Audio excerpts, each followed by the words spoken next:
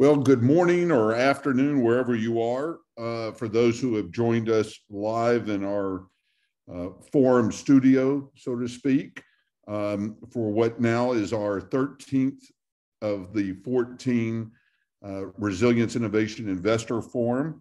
As many of you know, and those who are joining us for the first time, I'll go through a little bit of the background, but we had to adjust from a two-day 250-person event that was planned in October, November, December, January, and February, and decided that it just was not worth trying to delay. And so we converted our 14 sessions and close to 50 some odd speakers into this format. We are going to be returning to one-day forum sessions across the country, and we'll be announcing that schedule fairly soon. But thank you all for joining us. And what we've also found, Ira, as I think you and I have discussed, is that we are also getting anywhere from 150 to 200 plus immediate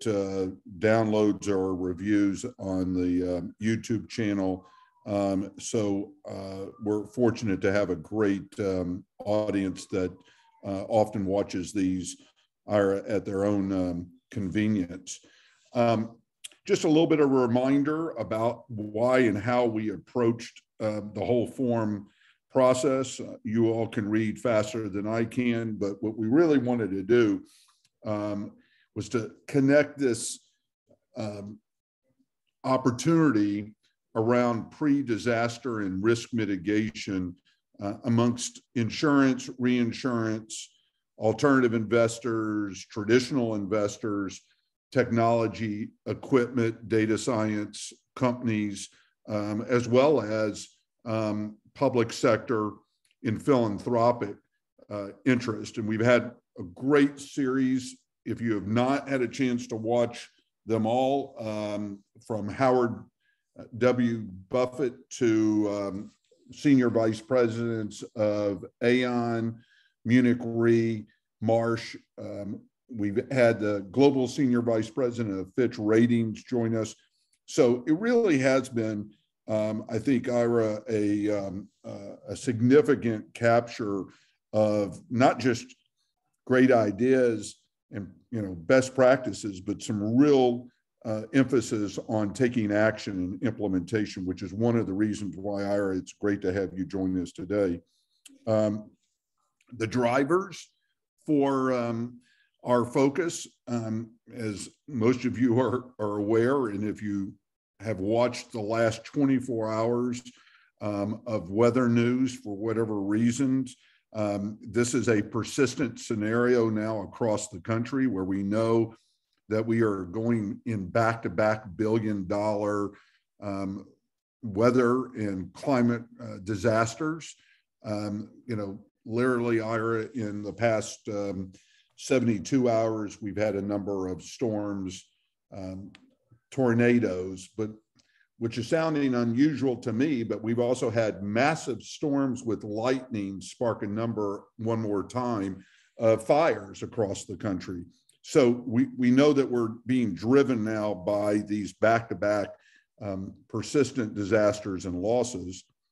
But we also know that there's a lot of discussion at the federal level amongst the insurance and reinsurance think tanks and others about how do we actually move forward with a new strategy and this idea of pre-disaster and risk mitigated resilience seems to have not only taken hold, but it's kind of a no-brainer when you're getting a 1 to 6 or better cost benefit or return on investment for pre-disaster investing. We also know, Ira, as you and I have discussed in your experience in talking with insurance leadership, that we are at a point where there's abundant amount of resources. But one of the issues is it's all fragmented, it's disconnected to some degree. There's kind of competitive rules and regs. It's one of the reasons why I'll be in Washington next week In our next session, we'll deal with some of the federal agencies that are investing now in resilience.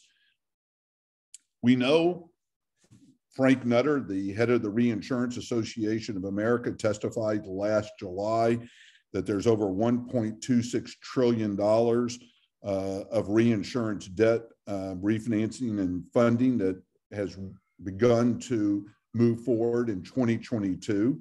And we'll hear a little bit more about that next week as well. We know that they're on top of the $1 trillion, Ira, of infrastructure funds. We know that there's $500 billion of presidential declaration money that is still sitting in treasuries at the state level that have not been deployed or distributed yet. And then we know that there's at least, conservatively, $12 trillion of generational wealth from family funds, family offices. So it's not a lack of capital for us to move forward into technology, equipment, data science, companies, and large-scale infrastructure projects. I'm honored that IRA is a part of the Resilience Innovation Hub in our collaboratory network across the country. And we share co-duty, so to speak, but I actually listen to Ira as our expert on what we call resilience on demand, which is really tied to our discussion today, Ira. And thank you. We're honored to continue to work with you. One of the things, Ira, that you shared with all of us very early on was this talent value map. And I just want to highlight it, and I'm sure this may come back in our conversation a little bit, but I love that this really articulates what needs to happen in companies that we're investing in, what needs to happen from a project perspective when we're scaling investment, and then ultimately how this really drives the talent that will go execute this value map, if I'm saying that right, Ira. Sure.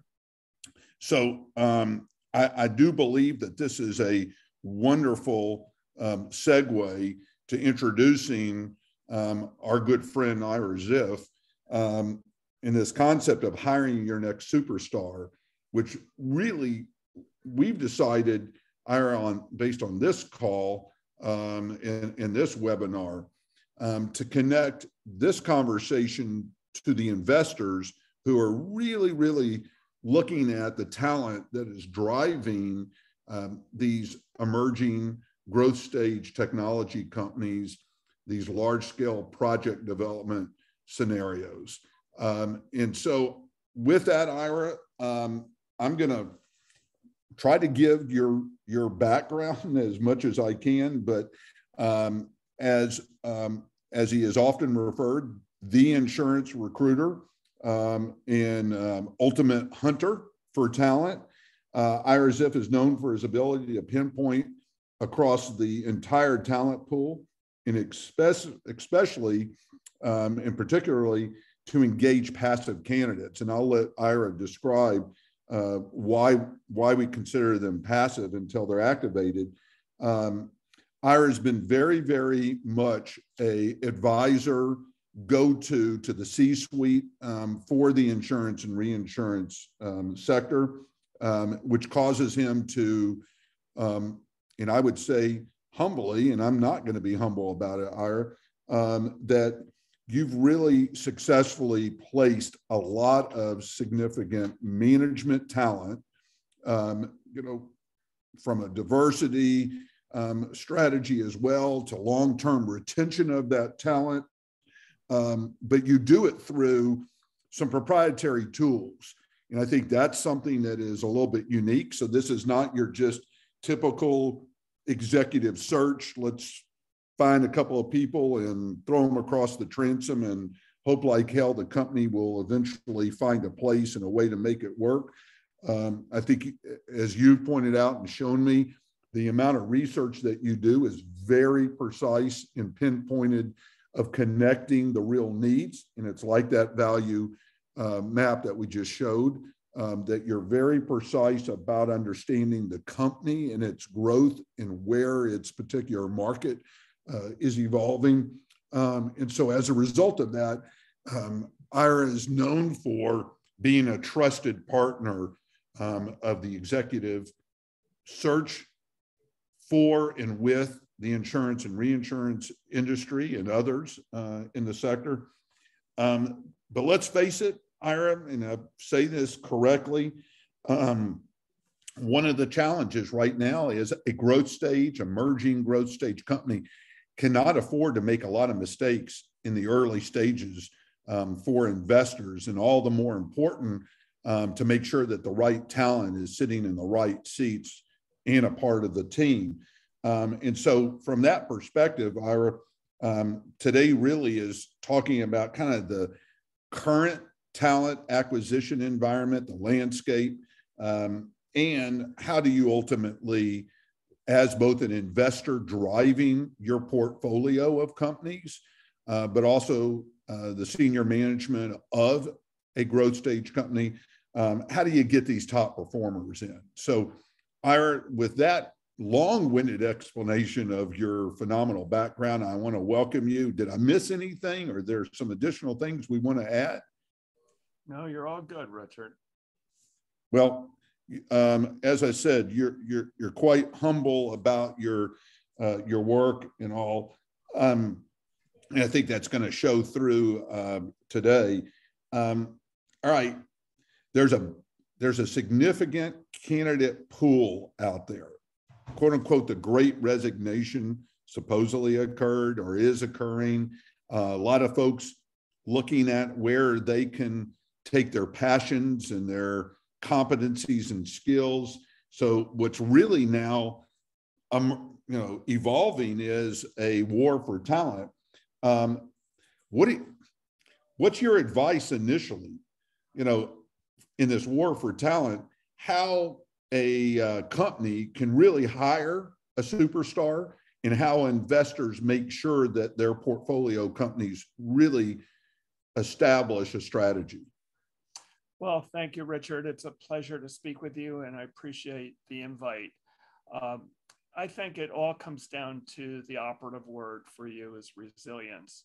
In the 23 years that I've been a recruiter, I've never seen a market or a war for talent like we're experiencing today. So the shortcuts that people traditionally use, and we can talk about them later, just won't cut it. So I'd like to boil down the way to find your next superstar in 5 key points. So here are the fundamentals. Number one, if you don't define the role, it will define it for you. So if you don't know what you're looking for, you'll never find them. So the first principle is to create a high definition job description. Number two, you have to think about what's in it for me in the eyes of the candidate. So if you're not going to sell it to them, it's like fishing without hook on a bait.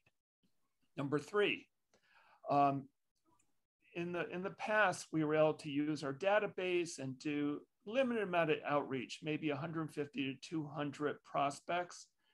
Now we have to create an enormous funnel. So we have to do what we call an environmental scan. So any one search now could be up to 1,000 potential candidates. So once you have that, number four, you have to persist. So our motto is persistence beats resistance. In the past, we could touch someone 2 to 4 times and get a response. Now it's at least twice that amount of time. So if you think that 1, 2, or 3 touches is going to work, it won't. The market for candidates is too intense. And finally, you have to hire fast. If you think that someone's going to wait around for you to make a decision, it's not going to happen. So if you execute on the fundamentals, you'll find the very best available talent. All right, so go through those 5 just at a highlight level one more time, because I want to make sure folks capture that, and I want to come back to some of these as we further explore them. So let's go through them one more time. One, you have to define what you want. So you have to create a high definition job description. Take the ambiguity out of who you're looking for.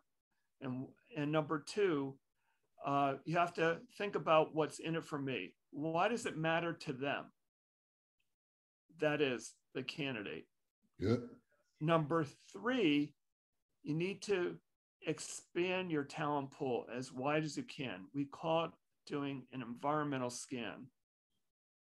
And number four, it's all about multiple touches, whether it's phone, email, or LinkedIn, or a big combination of those.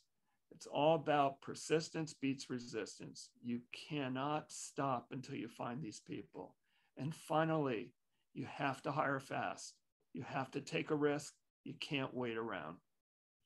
So I'm going to come back to those, but let me kind of start backwards, right? Hire fast. Oh my God, there's all of this talent out there, all right? So why is it so hard to get top performers' attention, especially, from and with the legacy insurance carriers? I mean, if there is this quote unquote market mobility, why is it so hard to get their attention at this stage? Okay. First of all, companies are smartening up because of this great resignation that you talked about. They're really tightening up their retention policies. They're doing everything they can to keep these people. So that's number one. Number two, the firewalls within these companies, big or small, are so tight that what used to be able to get through them in terms of emails just isn't. So you need to come up with clever tactics to circumvent these firewalls and find people. A third point would be that most great talent, they're invisible. So if you look on LinkedIn and you find someone, let's say from Liberty Mutual, and their title is just VP, you'll have no idea what they are. That's why when we talk about creating an enormous funnel, we need to purify that list so that we can find people. And then number four, I would think that unless you're tenacious, you'll never pull these people. Right. Ira, I think while we're talking about the insurance industry as kind of the talent pool, I think this is true across all of corporate America now. And that is that this war for talent, we're getting back to, or getting to, a new level of some normalcy. And at the same time, some of these folks are looking to transition to a new opportunity. Some of them want to be entrepreneurial. Some of them want to take on a different type of management role that connects their interest around risk into, technology companies, service companies. But something that you're hinting at is that the conventional strategies really don't work, right? This idea that I just, kind of plant my flag out there, go, I got this great, job opening, and the world is just going to beat a path to my door. Why isn't that traditional or conventional strategy working today? I mean, I think I can understand it, but can you elaborate a little bit more? Well, yeah, I think it really comes down to, well, if you're looking at traditional strategies, what are they? They use post and pray objectives, where they're posting jobs and praying that they'll come in. That certainly is not working. The vast majority of all job seekers are not responding to your posts. If you think one touch is going to work, as I mentioned before, it's not going to happen. If you rely on your network, it's like fishing in a backyard pool versus an ocean.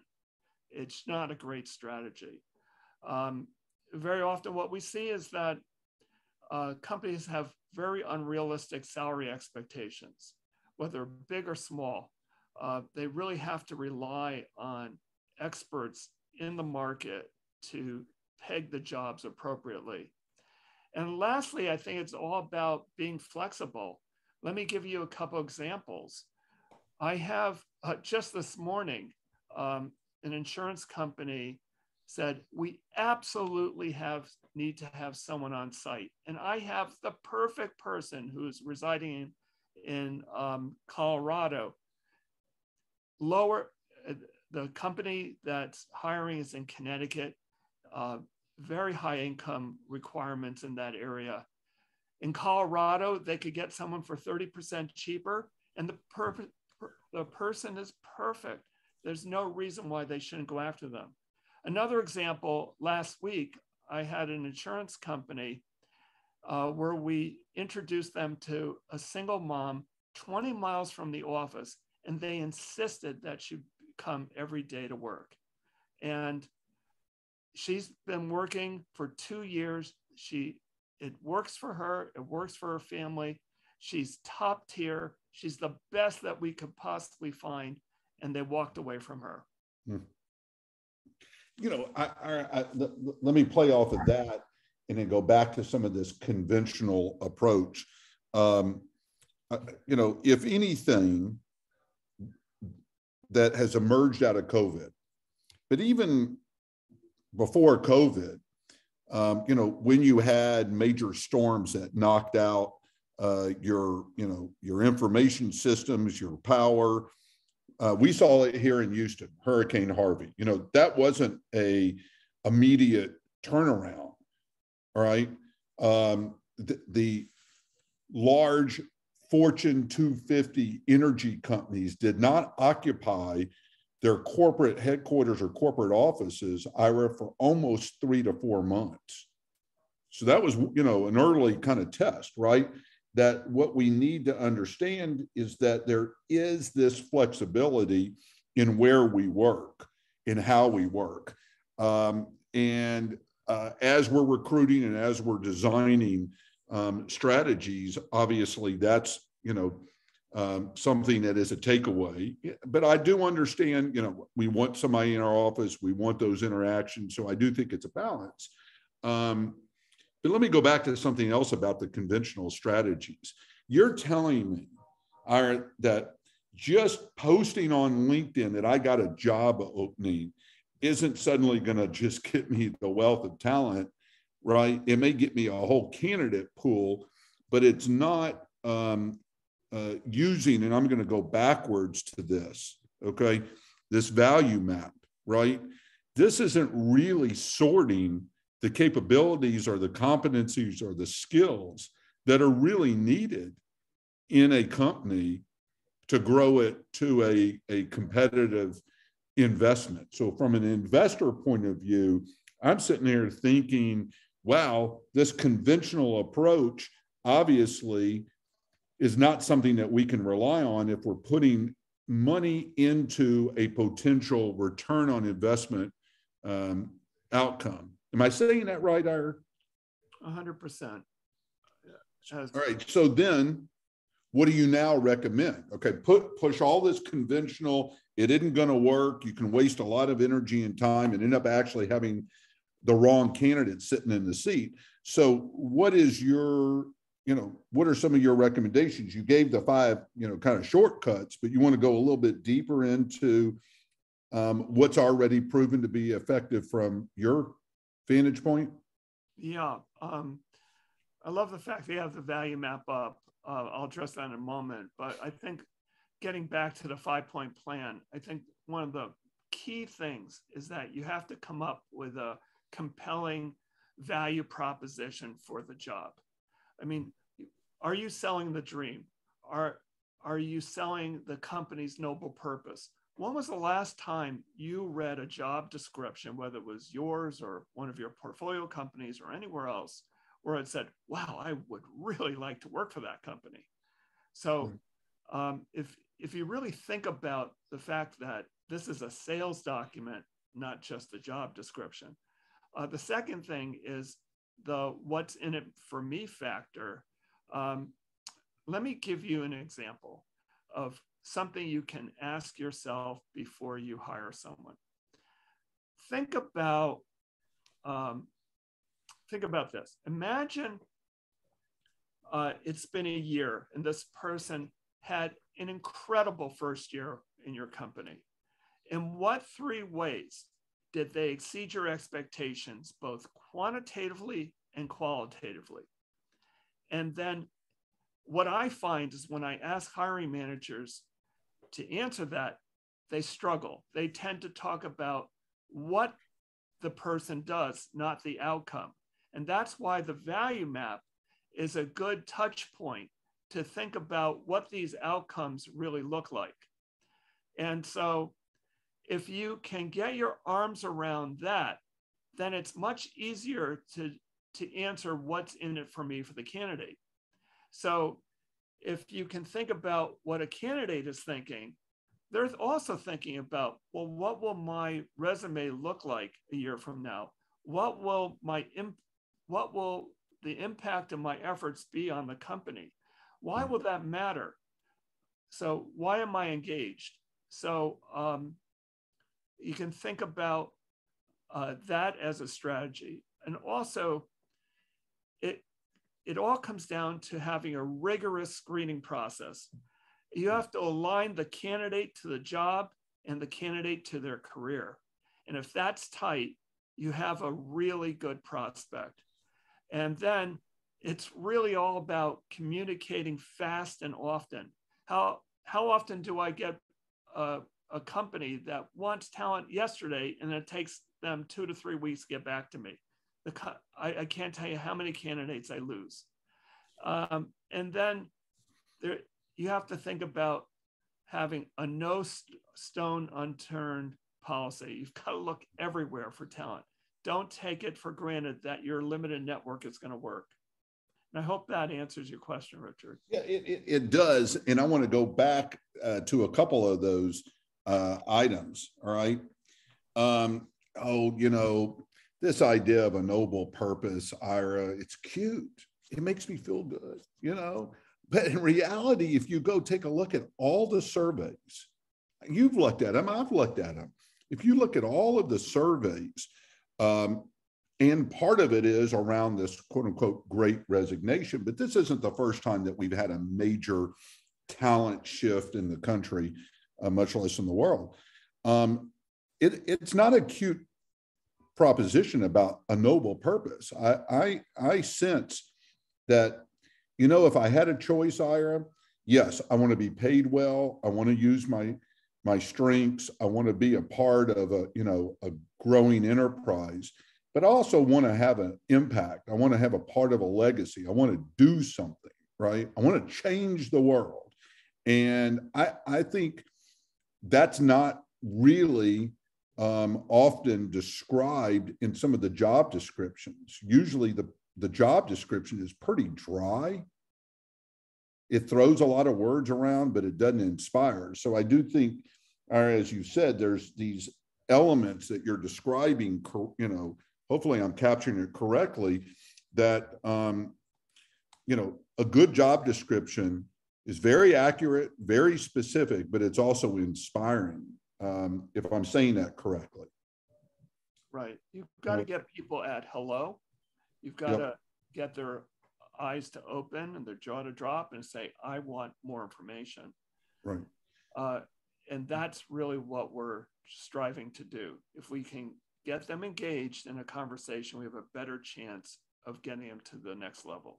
Well, in my dealings with investors, and you've met with a number of investors, whether it's the insurance companies that are investing in technology, equipment, data science, or projects, whether it's the traditional, to me, where this links is, yes, we are investing, in the company and the technology, but what we're really investing in everybody says this, right? We're investing in the talent. We're investing in the management. All right, so now we've talked about what are the things that don't work. Give me some kind of key practices, best practices that really make this whole candidate experience, building the right pool of talent and getting the right leadership on board. So give me a couple of what these best practices are that you've now found and frankly adopted. Well, you need to have a first-rate candidate experience. So you need to have a mutually agreed upon agreement with the candidate as to what success looks like. I can't tell you how many times a candidate will tell me, well, why did you leave that job? And they would say, well, the job isn't what they told me it was. Yep. And I've heard it ad nauseum. So you need to come to an agreement with your candidate as to what that is. Another key issue is to be flexible. So for example, maybe if you're looking for a senior vice president and the job is really, and the person, you've got a great candidate and they're really a VP, can you change that job? Are you flexible to change the job so you can bring that person in and reassign other people to tasks that will allow that to happen? I've done that many times, and companies that are flexible will take advantage of the current workforce. Also, you have to be flexible on salary and the work environment. We've discussed that. And most importantly, you have to work fast. I have a Fortune 50 client right now who has taken 2.5 weeks to get back to me on 3 candidates. 2 of them were lost to other jobs. Doesn't make any sense, right? Right. When you talk about the candidate experience, I think to truly emphasize that exit interview observation, hey, this didn't work out because it's not what I thought it was. So that's really around expectations. That's setting, the candidate's expectations for what they want to do. And again, I'm keeping this value map up for a reason, Ira, as well. And that is that the team, often led by or driven by the investors, ought to be really, really clear, correct, about what their expectations are for growing the company, for what they are looking from that talent. That just is that constant mismatch. All right, so. Can I just mention that for an investment point of view, are the portfolio companies hiring people, or are they making the wisest investment in human capital? It's a complete head switch if you really think about it. Yeah, but Ira, everybody tells me that this is a human capital issue, right? And we just can't find the right human capital. But then this speed to hire is not as purposeful. It's just get somebody in there because we've either got a crisis or whatever. All right, so why don't I go use, hey, Ira, I love you. You're great.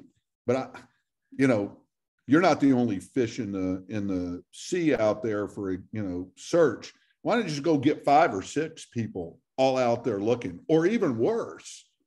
And this is something that maybe I'll throw a little curve to you.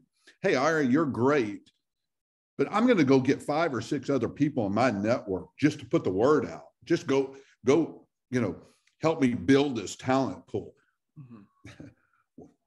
Well, I think I've had experience foolishly doing that and realized I created a lot of problems for myself. So why don't I go get a bunch of quote unquote talent and recruiters and others out there? Okay, this is a real pet peeve of mine. If you use, let me give you an example. There's a very well-funded Asian startup that is growing very fast in the US. and they need a national sales manager. The person who's doing it's just not cutting it. The CEO and chairman approached me in last July, and they asked me to find the person. And I said, we only do retained work. And they said, sorry, we're only going to use contingency recruiters. We don't want to make that kind of commitment. And I understood it. They're trying to conserve their capital. So they worked with one recruiter. It didn't work. They brought on 3 other recruiters, and it didn't work. In the meantime, just this month, I had a very similar role with another funded startup looking for a national and global sales manager. And I can't tell you how many times they asked me, is it this company? So everyone knew that this company was looking for that role. And I said, no, it isn't. So what did that tell me? It told me that this job, they used multiple recruiters with multiple messages. It got way oversold. And now they're coming back to me to clean this up. And I've done this so many times. It's excruciatingly hard. And so the way to counteract that now is to come up with a really compelling message, as we discussed, hide the name of the employer, and discreetly go after the key candidates that will do it right. And we'll fix the problem. But had they worked with me in July, they would have had the right candidate in probably 6 to 8 weeks at the worst. Now everybody we're in the second quarter, everybody's paid their bonus. So many people have made their moves. So it's exceedingly hard now to hire these people and find them. So I hope that answers your question. Yeah, Ira, this is a little bit telling of my own experience, but you hit it. I call it brand saturation. Yeah. And it becomes damaging. And from an investor's perspective, I know I've dealt with this with a number of investors, not in your role of search, but really advising the growth of companies. Man, everybody on the street knows that somebody needs to be hired for this company, but what's the issue? Maybe there's something wrong with the company. Maybe there's something that is a unspoken issue. I'm with you that the idea of just saturating the market, letting you know that you've got a position to hire, and then after a while, like you said, mixed messages, mixed people, it just doesn't work. And I think it does damage, and sometimes irreparable damage, Ira, to companies. And I'm not talking just publicly traded. We're talking about, growth stage. Can I just mention something that was well said? It does do a lot of damage, because what happens is if you carpet bomb the name of the company, and you're giving it, and all of your competitors know that you're looking and they're trying to steal their people, you become a very bad citizen. That's why it's so important to be discreet. And my advice is to find a recruiter that you can trust and engage with them and partner with them, and you'll get much better results. Yep. Okay. So you and I have been talking about a lot of this for the past year, and you've really educated me, when we've talked offline, all right? And you've been back into a market that is, now comfortable, with opening back up, some new approaches to where and how we work, all right? So based on all of these, recruitments that you've had underway, what's been the inspiration to get this good talent to make this leap over into these emerging and growth stage companies? Oh, it's an interesting question. Let me give you an example. There's an emerging insurtech that engaged me to find a head of marketing, but their budget was only for a mid-tier person.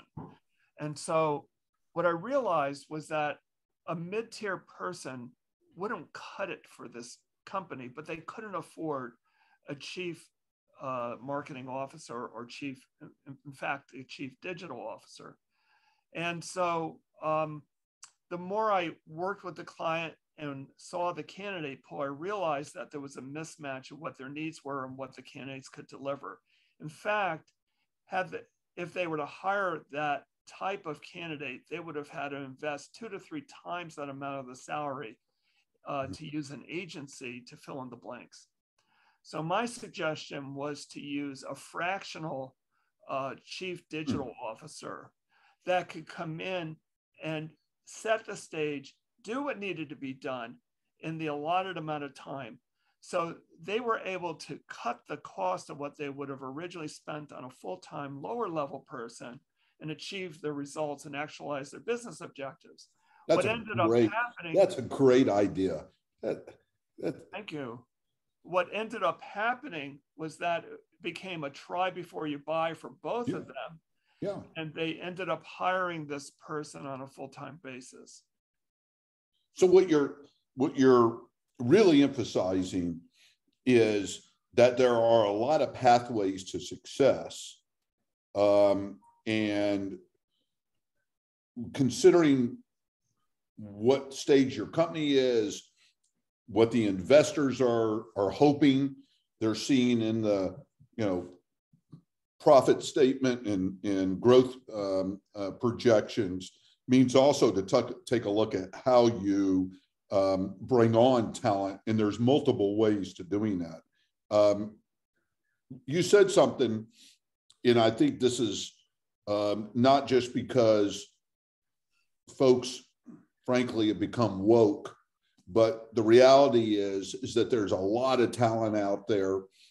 A lot of talent needs to reflect what my market looks like, what my customers and clients look like.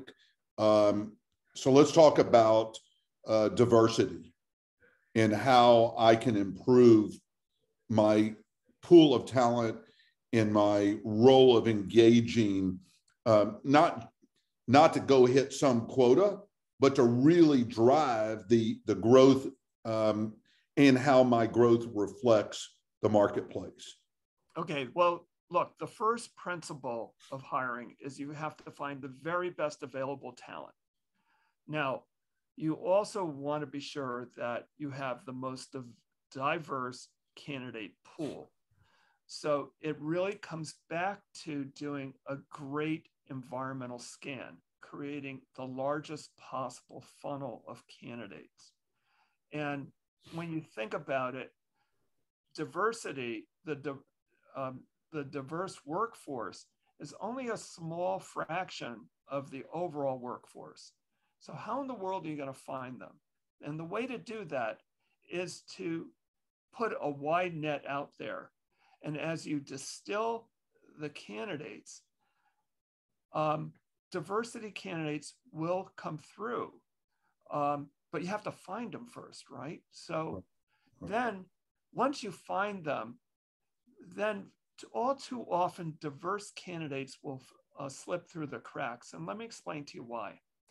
What I found is that diverse candidates, people from foreign countries and others, are culturally allergic to talking about their success or bragging, if you will. So you have to, when you're interviewing these people, you have to lead the witness, if you will. You have to be able to guide them to really double click on their accomplishments, if you will. And this is not only true for diverse candidates, it's really true for everyone.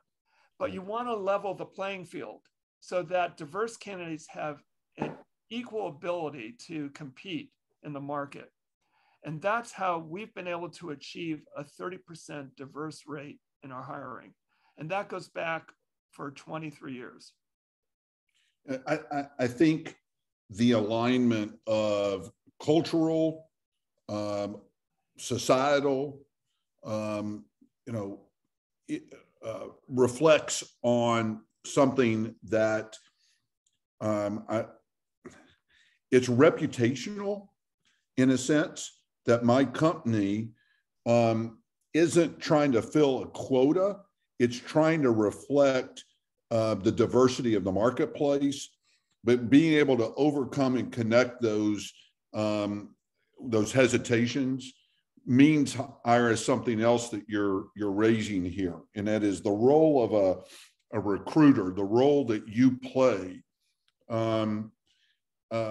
is actually as much a coach, as much as giving insight to the candidate and the company, as much to listening to what the investors are saying into that company and that recruitment strategy. So I think this idea that a recruiter is nothing more than just trying to get a pool of talent, match it up and get it done, and thank you very much, I got paid, it is not reflective of where the market is or where it will be. And diversity is one of those examples of those important coaching skills. Yes. Okay, so let's talk about another skill of a recruiter. Ira, thank you very much. You found the candidate. We'll handle the compensation package. We'll handle it. We'll do that. Why is that just the wrong idea sometimes? Why is it better to let you as a kind of third party help put together the compensation package the right way? Well, think about when you bought a house and you used a realtor. The realtor really takes the emotions out of the equation and really smooths the deal. So too with recruiting. You don't want any rubs or ill feelings along the negotiating path.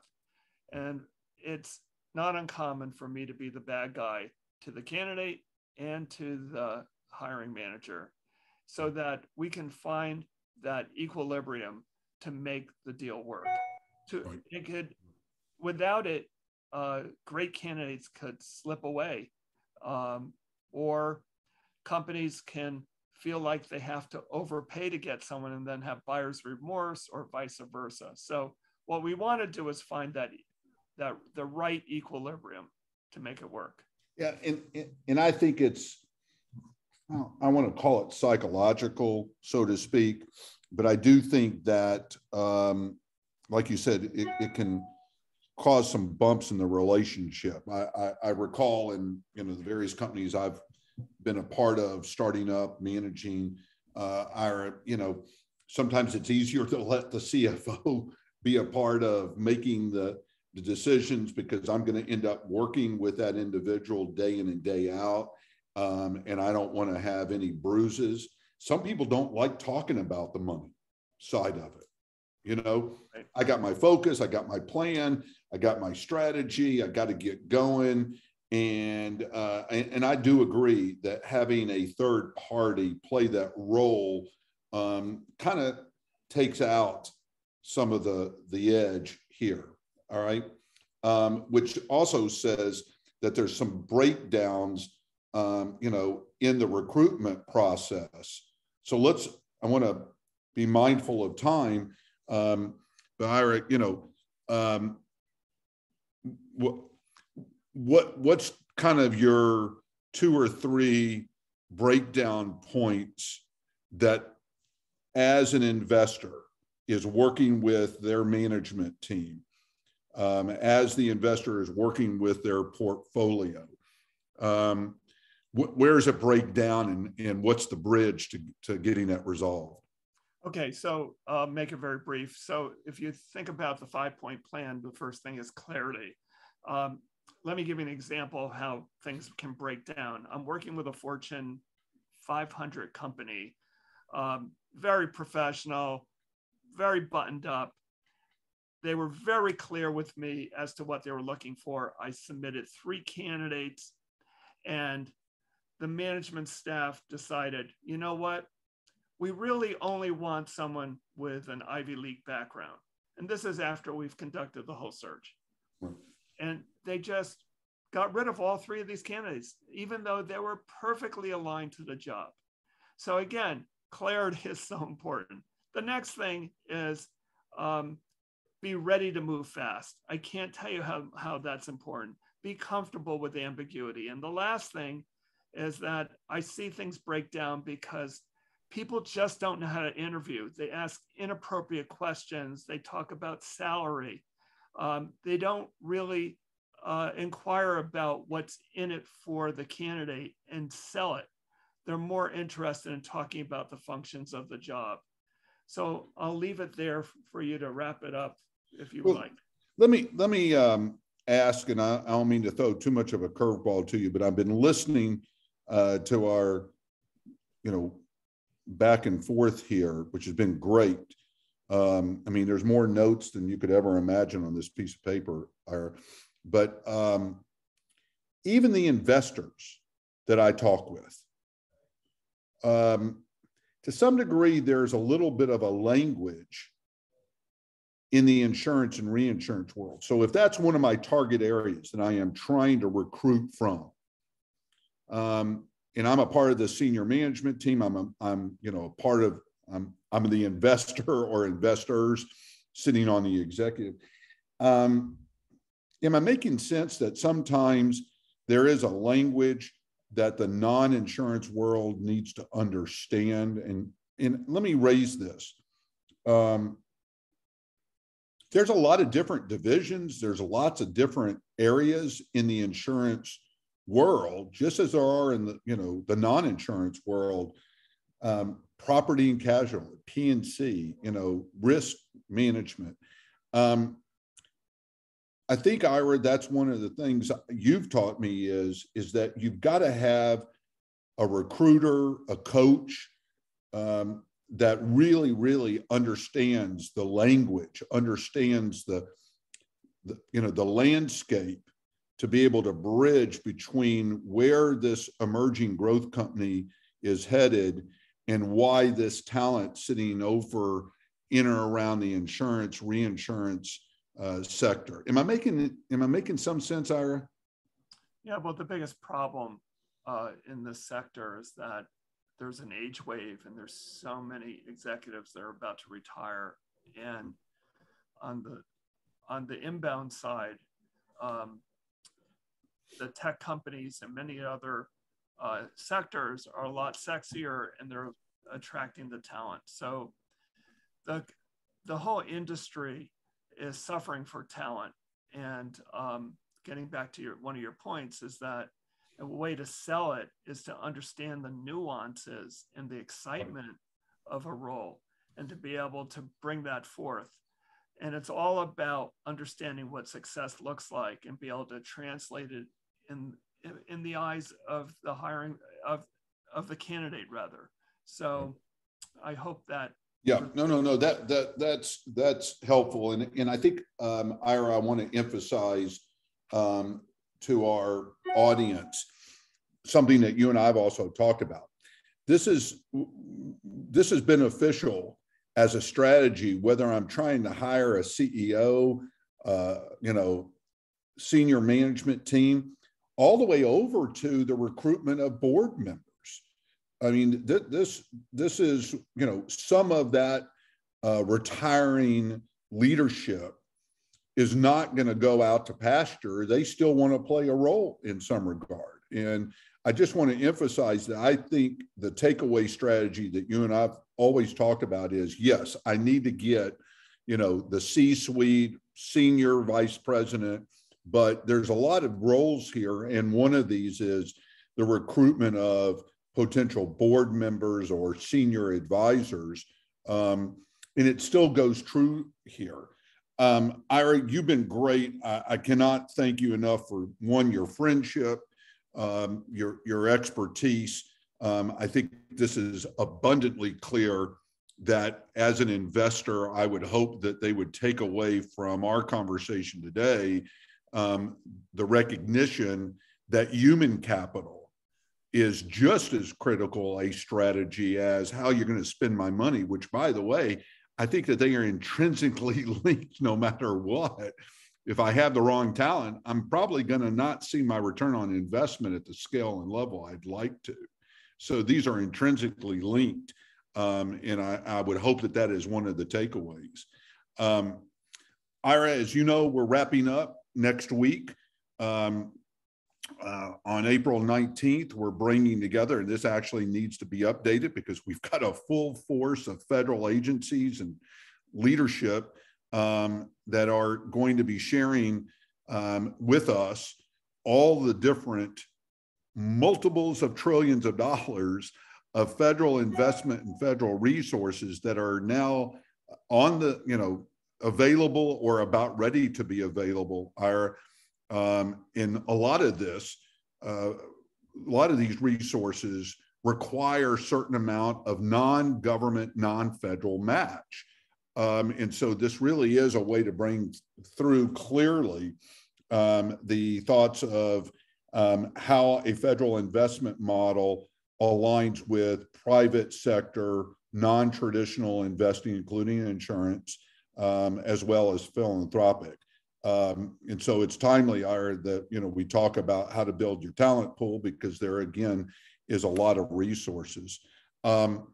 We are going to get back to now moving towards one-day events around the country. And so we've got a great engagement platform that we're going to be using to sustain this whole effort.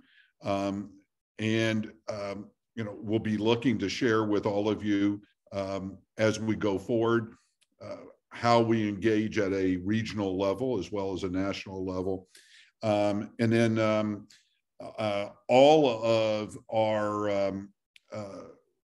our recordings are on our YouTube channel, and we'll be sharing that as well. So Ira, with that, thank you again for your friendship. Please stay safe, please stay healthy, and thank you all for listening in to our 13th and second to the last of what has been a powerful series, I hope, for investors, technology companies, procurement officials, and others. Ira, thank you so much. Have a great weekend and a wonderful, safe holiday weekend as well. Thank you, Richard.